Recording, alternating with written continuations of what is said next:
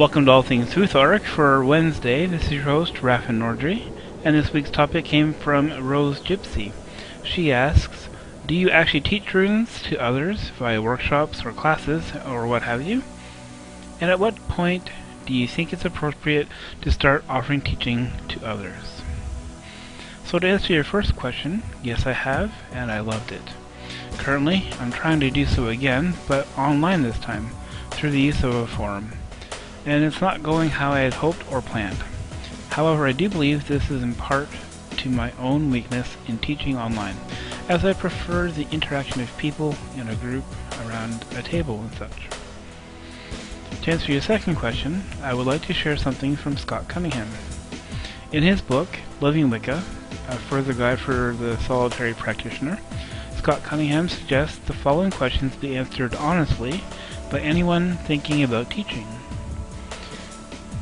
Do you have the necessary knowledge and experience? Now, this does not mean you have to have a degree or some kind of expert level of understanding, but you should have a command of the basics, and you have to have some experience in what you're teaching. I mean, how would you teach Galder if you've never done it? Do I have the skills to teach others? I'm finding that I am more confident and better at sharing or teaching in person. I can see people's reactions and I can tell if there's a question, and that glorious moment of, aha, I get it. Sharing or teaching online is hard for me. There is a general lack of interaction and some prefer to read rather than share. And this is all okay. So, I think you should try and find things out for yourself. Try different things and see where your skills are and what feels best for you. Some love teaching online and are very good at it. Others are better in live groups or live chats. Do you have unlimited patience?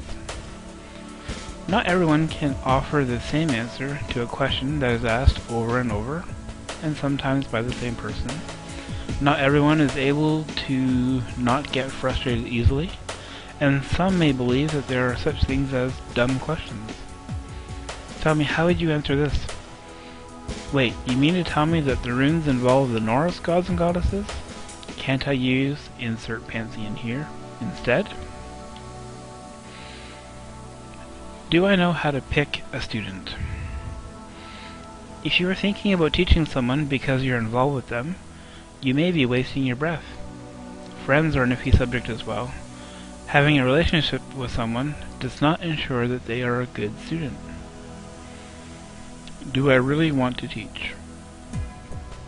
Teaching puts you in a very vulnerable position, and it requires a level of responsibility. Are you ready to share this with others? If so, why? What is it about the idea of teaching that makes you want to do it? Are you looking for glory or power?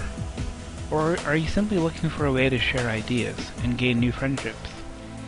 Do you have an inner need to share and a desire to help others with their spiritual growth through the use of the runes? How much time are you willing to invest in classes? Teaching takes time, it does. And you need to be prepared for things. You need to have things to teach, things to share. You also need to be prepared for the question you didn't know about. You need to have a certain place of learning established, and a teaching environment for sure, if you're teaching in person. How much time do you have for this, meaning teaching? And how much can your student afford to spend? For the question of fees, it can be kind of awkward, and it has been for me. For the forum, I chose to offer a way for folks to donate if they wanted to. I also found a book that I do trust, but is easy on the wallet. And there are more expensive books that I could have chosen. So in review, the questions to think about are: do I have the necessary knowledge and experience? Do I have the skills to teach others? Do I have unlimited patience? Do I know how to pick a student? Do I really want to teach? If so, why? How much time are you willing to invest in classes? And how much can your student afford to spend?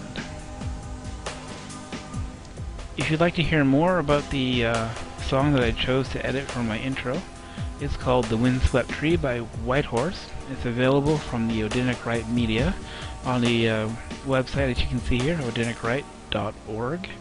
Go ahead and grab a copy of Folk Spirit, or the new disc, which is just amazing, Folk Soul.